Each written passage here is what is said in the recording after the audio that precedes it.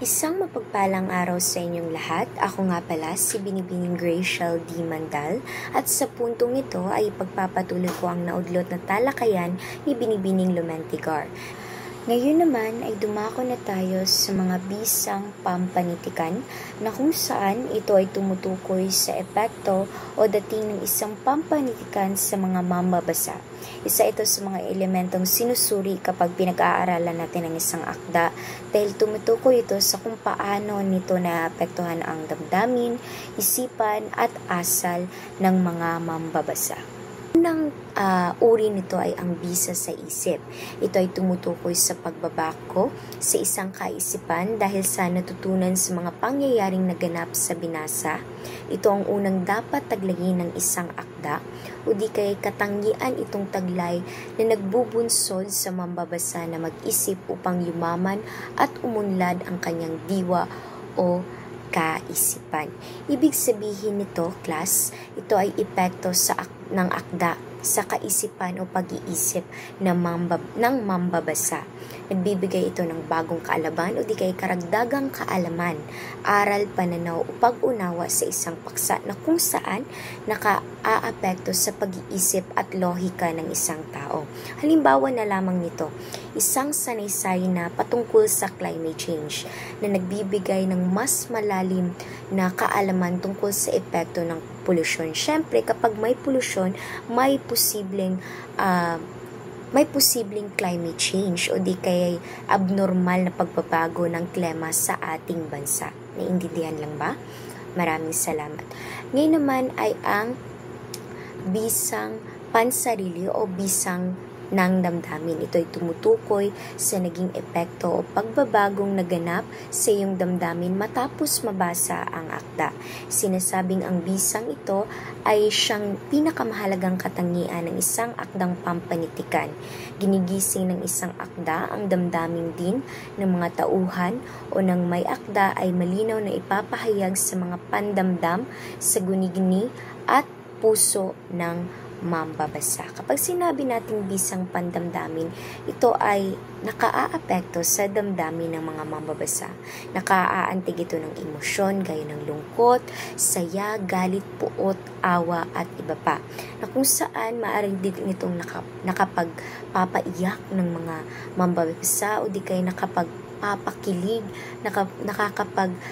papagalit at iba pa. Halimbawa na lang nito kapag nagbabasa ka ng isang kwentong patungkol sa isang batang ulilya. Syempre, kapag nabasa mo ito, syempre naaawa ka o di kayo nalulungkot ka dahil sa kalagayan ng isang bata, di ba? Naiintindihan lang po ba? Maraming salamat. Naman ay dumako na tayo sa ikatlo. Ito ay ang bisa sa kaasalan. Kapag sinabi nating bisa sa kaasalan, ito ay tumutukoy sa mga pagbabago ng isang kaisipan dahilan sa natutunan sa mga pangyayaring naganap sa binasa. Ito rin ay ang akda na hindi lamang upang magbigay dunong sa mambabasa, kundi nilikha rin ito upang magbigay aral at humubog ng katauhan ng isang tao. Ito kasi class, ang bisa sa kaasalan, ito ay epekto ng akda sa pag-uugali o pagpapakatao ng mambabasa. Na kung saan kapag nagbabasa ka ng isang akda ay nagtuturo ito ng moral na aral at tamang asal na kung saan nakaiimpluwensya sa pagpapasya at gawain ng isang tao. Halimbawa na lamang kapag nagbabasa ka ng isang kwento na kung saan ang kwento ay patungkol sa pagiging matulungin sa kapwa. Kapag kasi nakabasa ka, class, syempre, nafe-feel mo o di kay nararamdaman mo na natatarget ang bisa ng damdamin o bisang pandamdamin. Kung kaya't kapag nakikita mo yun, sasabihin mo, ay sige, gagawin ko rin to kasi masaya pala o magaan pala sa kalooban na tumulong sa kapwa, di ba? Ngayon naman ay dumako na tayo sa pang-apat, ang bisang panlipunan. Kapag sinabi nating bisang panlipunan, ito ay tumutukoy sa kung papaano na imumulat ng isang akdang pampanitikan ang kaisipan ng mga mambabasa ukol sa kahalagahan nito sa ating lipunan. Kapag sinabi nating bisang panlipunan naman, ito ay ang kamalayan sa panlipunan ng mambabasa, na kung saan mas napapalawak nito ang pag-unawa sa mga issue sa ating lipunan, kagaya na lamang ng kahirapan, diskriminasyon, karapatang pantao, o di kaya'y korupsyon, di ba? Ang korupsyon ay napaka-rampant o di kaya'y known ngayon, popular ngayon sa ating bansa, ang korupsyon, na kung saan maraming mga tao ang nakikibaka upang ipaglaban kung ano ang tama at nararapat. Yan din ay maaring maging isang tema o di kaya maging isang paksa sa isang akda, na kung saan ito ay nakakaapekto sa pananaw mo bilang isang kasapi sa lipunan. Halimbawa na lang nito ng mga nobela ng Noli Me Tangere at Al Filibusterismo, na kung saan ibig ipakita ni Dr. Jose P. Rizal na kung saan ibig ipakita kung ano ang mga pinaggagawa ng mga Kastila noong sinakop nila tayo noon. Nagkakaintindihan lang po ba? Maraming salamat.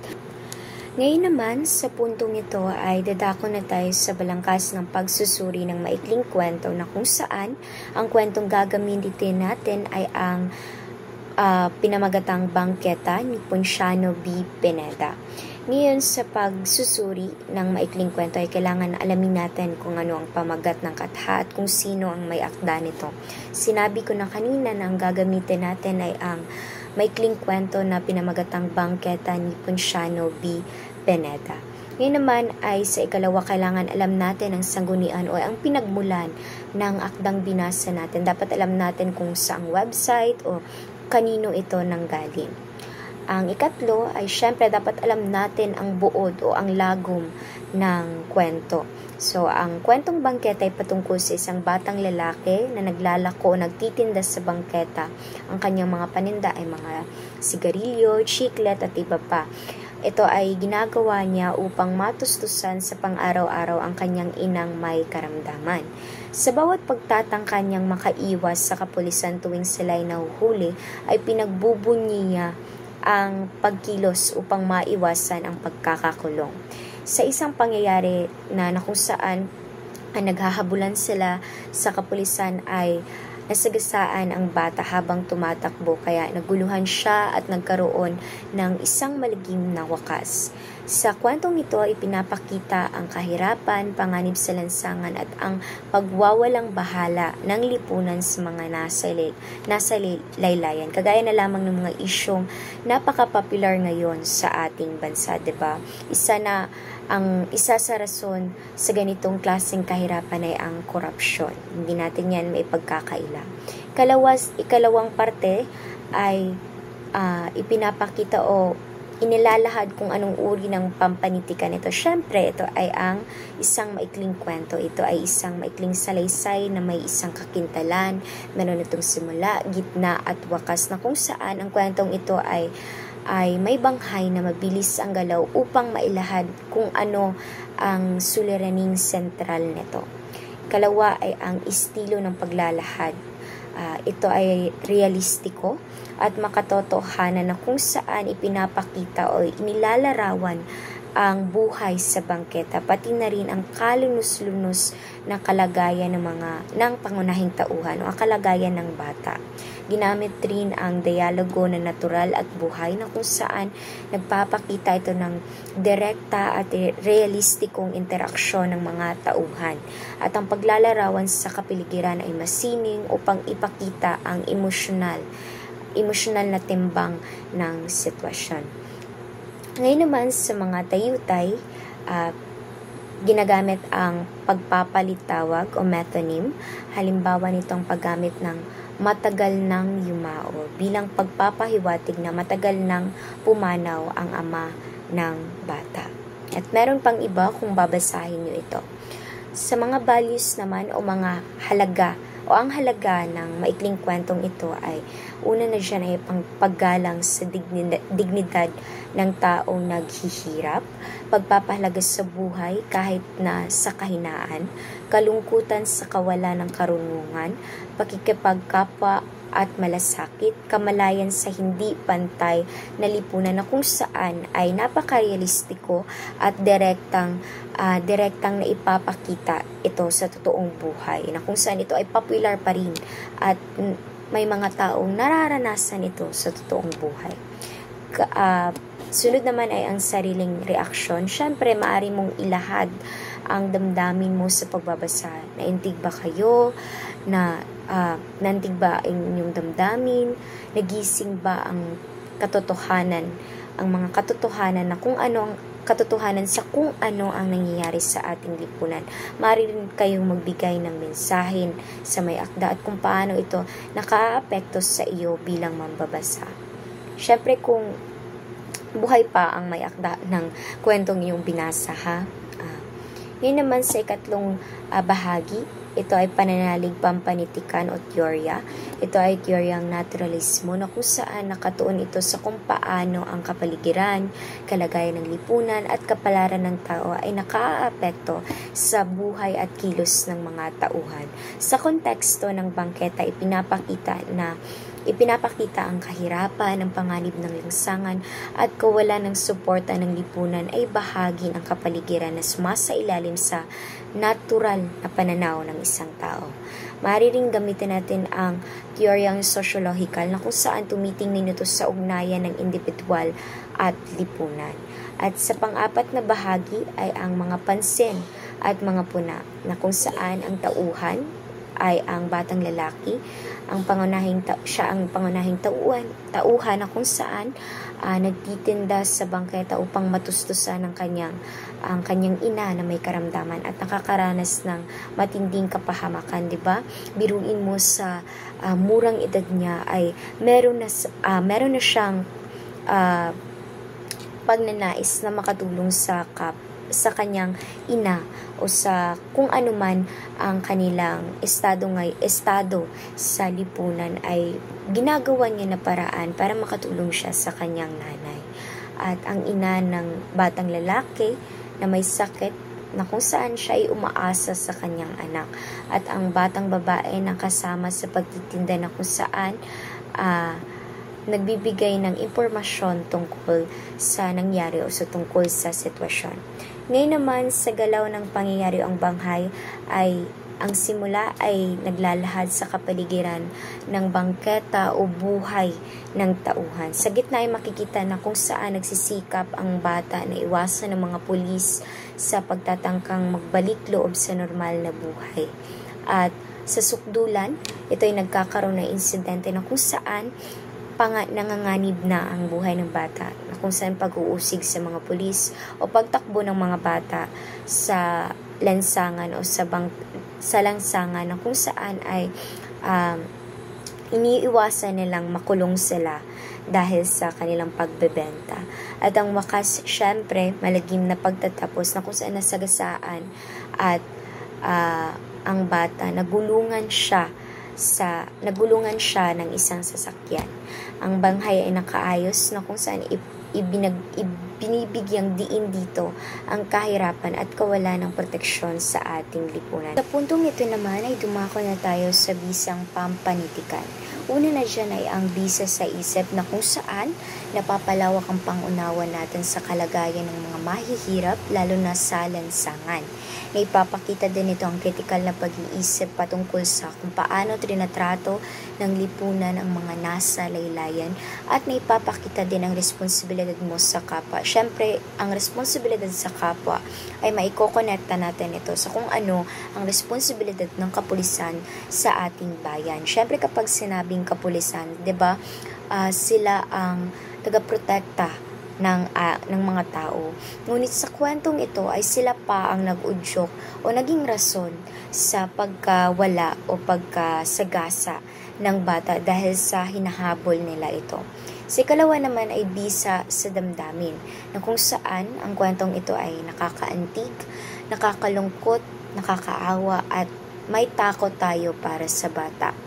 Pag sinabi nating lungkot, syempre, nalulungkot tayo dahil sa murang edad, ang bata ay naglalako na o nagtatrabaho na para lamang matustusan ng kanyang ina. Awa dahil nagulungan siya, nagkaroon ng isang malagim na pagtatapos ng kanyang buhay. At syempre, takot para sa bata sa pang-araw-araw na pamumuhay niya ay may kapahamakan na kung saan ito rin ang naging rason kung bakit nawala siya o nagkaroon siya ng isang malagim na pagtatapos. Ikalawa ay nagpapaalala sa atin na hindi lahat ng tao ay may seguridad o may seguridad sa buhay. May seguridad lamang tayo kapag tayo ay merong pera. Ang ikatlo ay maaari tayong magalit dahil sa kawalan ng katarungan, 'di ba? Dun sa nangyari sa kwento, syempre sa kwentong aking inilahad, ipapakita na hindi lahat ay nagkakaroon ng katarungan o nagkakaroon ng rights o katarungan na makuha ang hustisya dahil syempre ang naging rason ng pagkawala ay ang mga polisiya. At sa panahon ngayon, walang halaga ang iyong buhay o walang halaga ang buhay ng isang tao kapag wala kang pera, at yun ay nakakalungkot lamang isipin. Ang pangatlo ay bisa sa kaasalan. Bilang mambabasa ay naipapakita dito na kapag nagbabasa ka, syempre nabubuhay ang pagkakaroon mo ng malasakit, at ipapakita rin dito na huwag tayong manghusga sa panlabas ng anyo ng isang tao.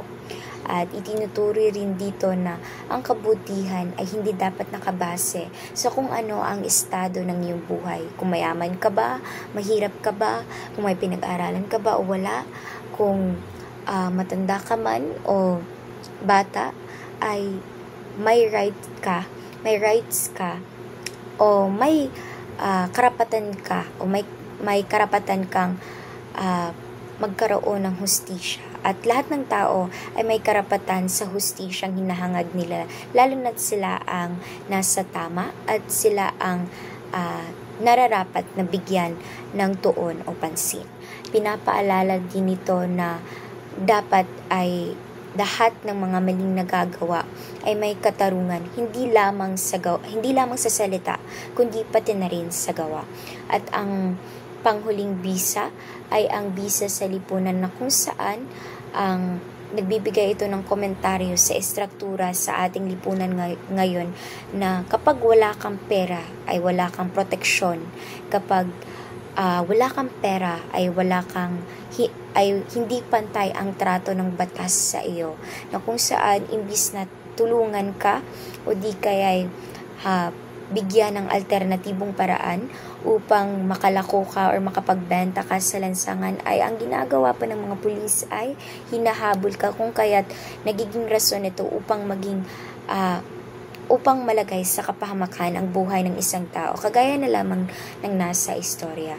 At ikalawa ay hinihikayat na kung saan o maging mamulat tayo sa karahasang nararanasan ng mga tao sa lansangan at posibleng maging papel natin sa pagbabago. Syempre, kapag nagbabasa tayo bilang isang mag-aaral at bilang isang guro sa hinaharap, meron din tayong magagawa.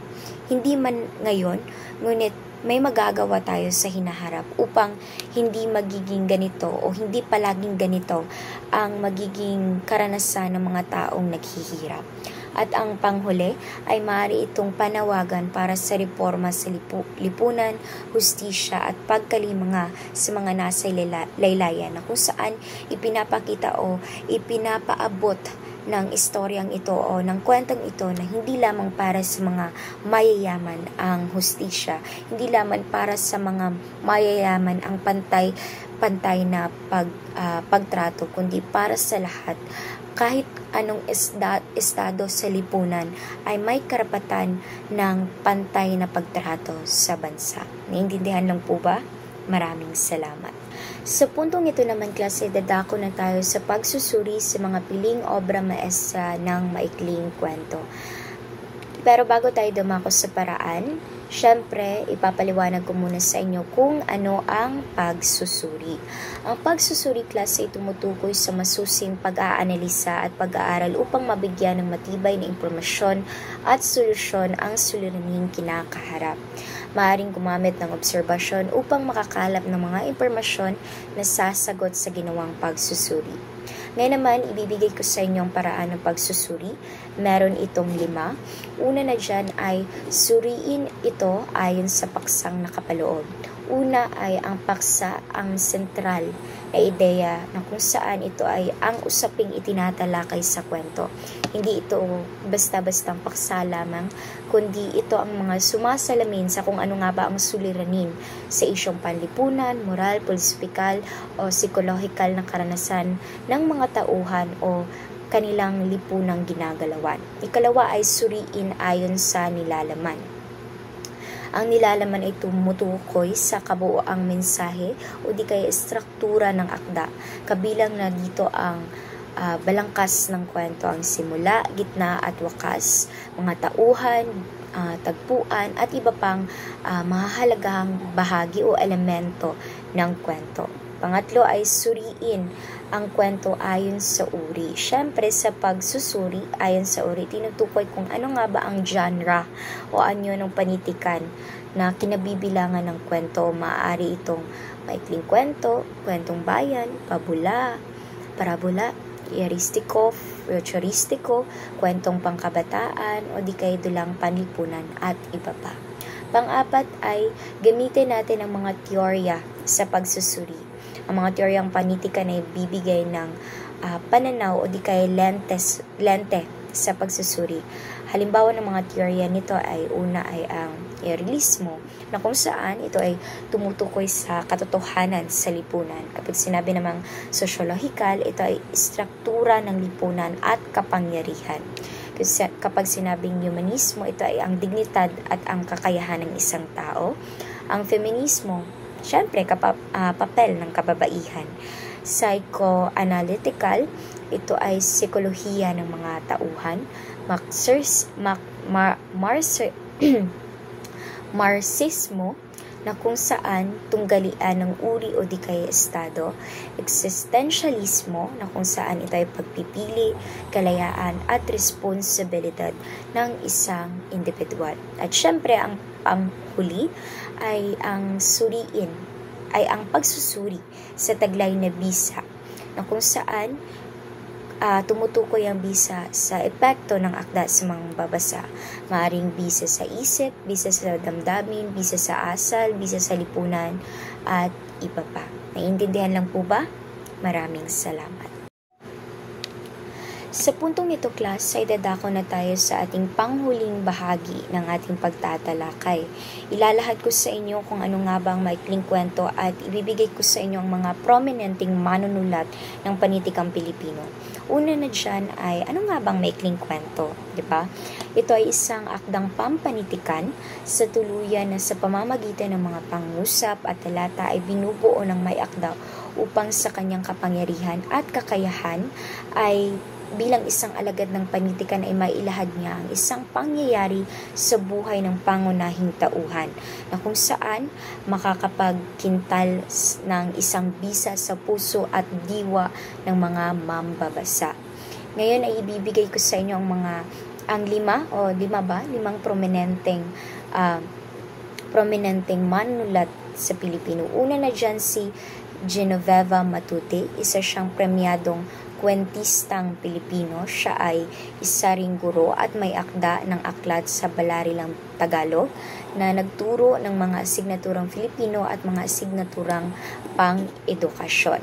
Si Genoveva ay tinaguri ang ina ng maikling kwentong Tagalog. Siya ay isa sa pinakaunang Pilipinong babae na naging kilala sa larangan sa pagsusulat ng wikang Filipino. Karamihan sa kanyang kwento ay tumutukoy sa edukasyon, moralidad at syempre kalagayan ng kababaihan. Kilala siya sa akdang Ako'y Isang Tinig, Loob at Labas, ang kwento ni mabuti na isa sa pinakamatanyag na maikling kwento sa panitikang Filipino. Siya rin ay nanalo sa mga Carlos Palanca Awards at Gawad CCP para sa panitikan. Ikalawa naman ay si Deogracias A. Rosario. Isa siyang manunulat ng maikling kwento sa panahon ng Amerikano na kung saan pinanganak siya noong Oktubre 17, 1874 sa Tondo, Manila, na siya rin ay ama ng maikling kwentong Tagalog sa bansa. Isa ng manunulat sa gulang na 13. Una siyang nagsulat para sa Ang Mithi na isa sa mga 3 naunang pahayagan sa bansa at nakatulong ng husto sa pag-unlad ng maikling kwentong Tagalog. Isa siya sa pinakamodernong manunulat ng kwentong Tagalog noong panahon ng Amerikano at kilala rin siya sa paggamit ng mga masisining na wikang Tagalog at masalimuot na emosyon sa kanyang mga akda. Kilala siya sa ibang akda na Suyuan sa Tubigan, Greta Garbo at Buntong Hininga. Naging editor din siya noon ng Liwayway Magazine na kung saan ito ay ang pangunahing publikasyon ng mga Tagalog ng kwento noon. Ikatlo naman ay si Luwalhati Bautista, ni isang bantog na Pilipinong manunulat na kadalasan ng kanyang mga akda ay nasa anyong nobela at maikling kwento. Pinanganak siya sa Tondo, Manila noong Disyembre 2, 1945. Si Luwalhati Bautista Class ay isa siyang pinakarespetadong nobelista sa wikang Filipino. Kilala siya sa pagsulat ng mga panlipunan at pampulitikang nobela lalo na sa panahon ng batas militar.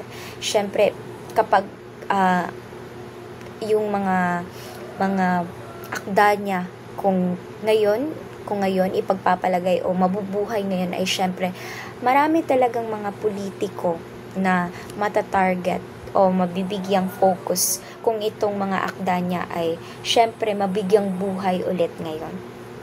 Itunuturing rin siyang boses ng panitikan o boses ng kababaihan sa panitikang Pilipino. Kilala siya sa akdang dekada 70 na tumatalakay sa martial law, GAPO, tungkol sa diskriminasyon sa US bases, at Bata-Bata, Paano Ka Ginawa. Ito ay usaping pagiging ina at babae. At nakatanggap din siya ng maraming gantimpala sa Palangka, Gawad Balagtas, at iba pa. Si Amado V. Hernandez naman Class ay pinanganak siya sa Sagrada Familia sa Hagonoy, Bulacan, ngunit lumaki siya sa Tondo, Manila. Diba? Napakaraming taga-Tondo na napakagaling pala magsulat ng mga panitikang Pilipino. Noong kanyang kabataan, nagsimula siyang magsulat sa wikang Tagalog para sa pahayagang Watawat o Flag. Nang lumaon ay nagsulat siya ng para sa mga pagkakaisa at naging patnugot ng buhay. Si Amado V. Hernandez Class ay tinaguri ang makata ng mga manggagawa. Isa sa mga nangunguna sa pampanitikang aktivismo sa Pilipinas na kung saan nakulong siya noong martial law dahil sa pakikilahok niya sa kilusang paggawa. At kilala siya sa akda ng Luha ng Buaya, mga akdang kagaya na lamang ng Luha ng Buaya. Ito ay laban ng mga magsasaka, patungkol sa laban ng mga magsasaka, mga ibong mandaragi, tungkol ito sa revolusyong pagkatapos ng pananakop, at mga tulang-tulad ng Panatas sa Kalayaan, Isang Dipang Langit, na kung saan may nakatanggap siya ng gawad sa pambansang alagad ng sining sa pampanitika noong 1974 sa kauna-unahan sa larangan ng panitikan. At ang pinakahuli, si Macario Pineda, ipinanganak siya sa Malolos, Bulacan noong Abril 10 ng 1912 ng mag-asawang Nicanor Pineda at Felisa de Guzman. Bata pa lamang siya nang yumao ng kanyang ina at pinakasalan ng kanyang ama si Marcelina Alcaraz noong siya'y 13 taong gulang. Si Macario Pineda class ay isa siya sa mga nanguna sa panitikang Tagalog sa panahon ng Hapon at Amerikano. Kilala siya sa kanyang masining na estilo sa pagsusulat o pagtatalakay ng relasyon ng tao at kalikasan.